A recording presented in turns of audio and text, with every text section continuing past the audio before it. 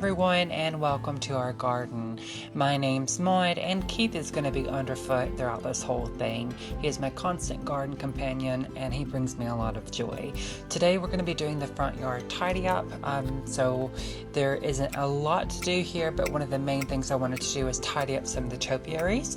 Topiaries are new for me, and I thought that they would be ideal for the front for a couple of reasons. One, I'm trying to do mostly flowering shrubs or flowering trees in the front with minimal kind of intervention after they're established. It's virtually maintenance free.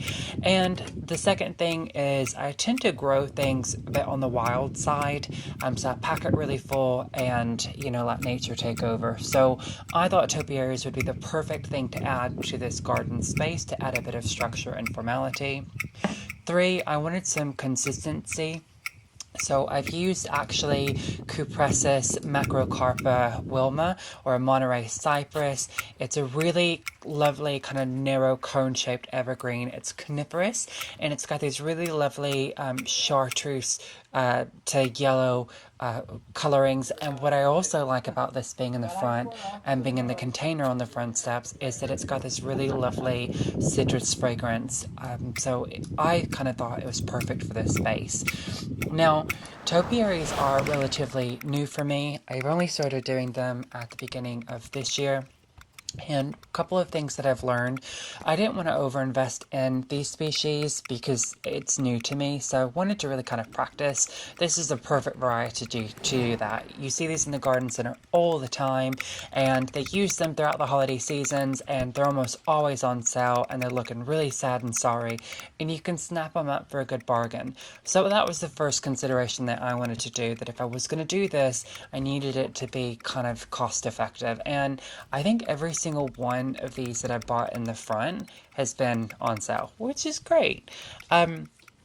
So one of the things that I wanted to do is I wanted this large one that you see me kind of shaping up now. I wanted to do this one around 6.5 to 8 feet tall. So it is going to get big over time. So my pruning isn't perfect for this space, but it works really well in that I think that I can kind of ease off or prune a bit as it kind of grows and fills in.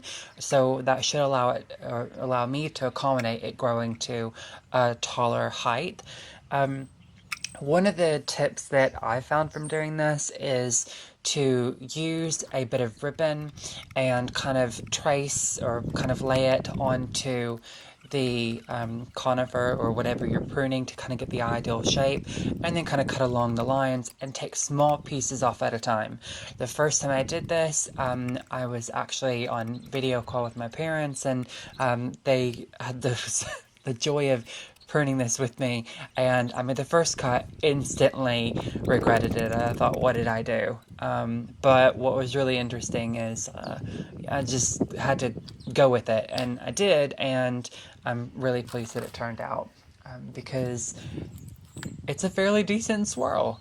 The other tip that I found is to take little pieces, and if you're unsure of if you're cutting in the right place, to kind of pull a branch to the side and down and see if that adds to the design or if taking away is going to kind of mess with it. And then you really know if you're going to trim it or if you're going to kind of add more.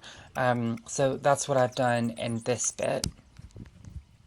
The other tip that I have for doing a topiary, if you haven't done one before, is to kind of step away from it and look at it from a couple of sides and really take your time.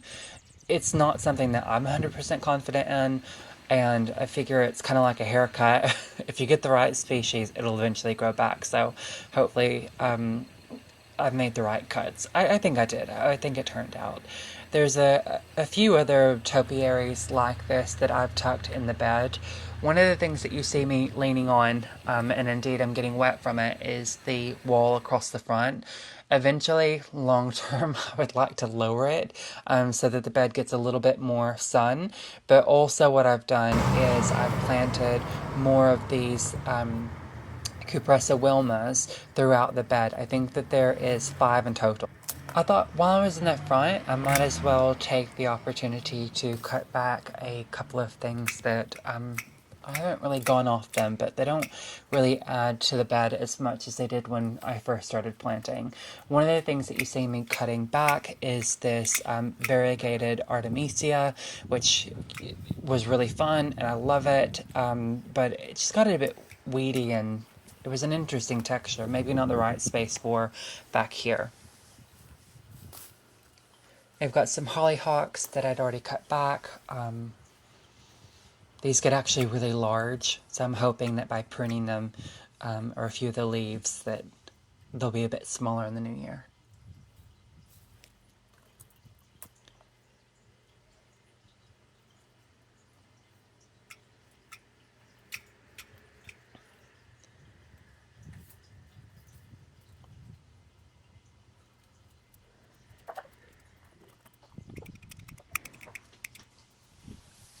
I think it's fun to think about the space that you can accommodate trees.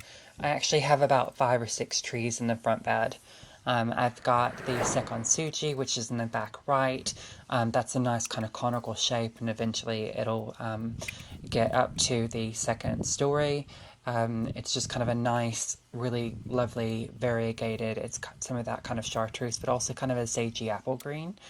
I also have a Chilean lantern tree, which is that really kind of nice, dark, ovate leaf in the back. That's putting on some growth. Eventually, I think it'll be about the height of the window and full, and it's got these really lovely kind of berries. And just in front of me is a witch hazel. I think the variety is called Yelena. And I also have a tree that is a weeping larix, and it's called stiff, I can never say it, stiff weeper. Stiff weeper. So it's a really cool tree because it's deciduous and it's losing all of its leaves. They turn even though it's a conifer, it loses all of its leaves and goes bare, but it's quite magical. And of course, I also have a snake bark, which is this really lovely kind of coral tree that's in the front. Eventually, that'll get quite a lot of size to it as well.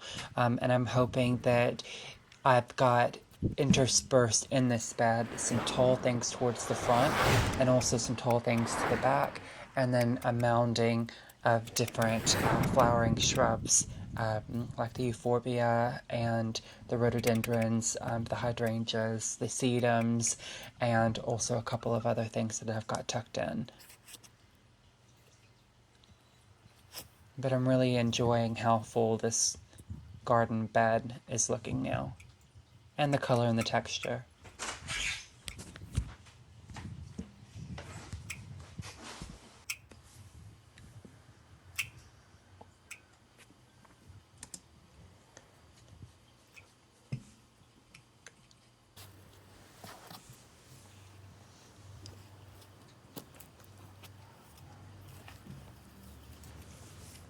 One of the things that you'll always see me be doing is doing what's called chop and drop.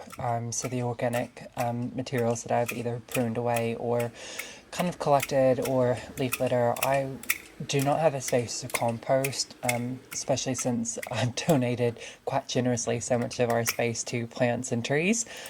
So one of the things that serves me just fine is doing what's chop and drop. So you basically take all of the organic material and chop it as small as you dare. The smaller you chop it, the quicker it breaks down, and ultimately those nutrients will feed the soil and improve your soil condition.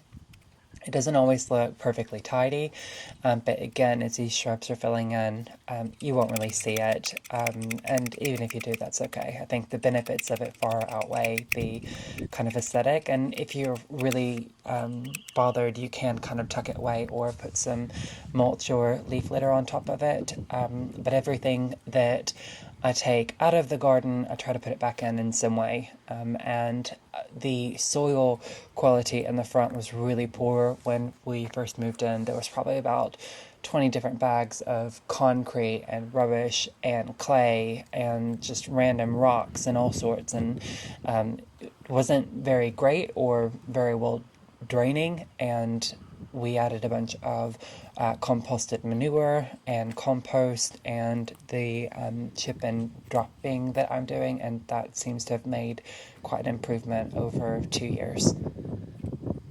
So if you haven't tried it before, highly recommend. And you don't have to worry about an unsightly compost bin. And I think that's everything done in this video. So we reshaped some of the topiaries. They're not perfect, but again, they look great. I think they're fitting the brief. They feel nice and tidy. And you can see there's a few that are kind of starting to peep through. So again, I think that chartreuse color is really going to help tie everything together. Anyways, hopefully you found that useful and entertaining, and maybe it's encouraged you to go out and do your own topiary. Highly recommend. 10 out of 10. Thanks for watching.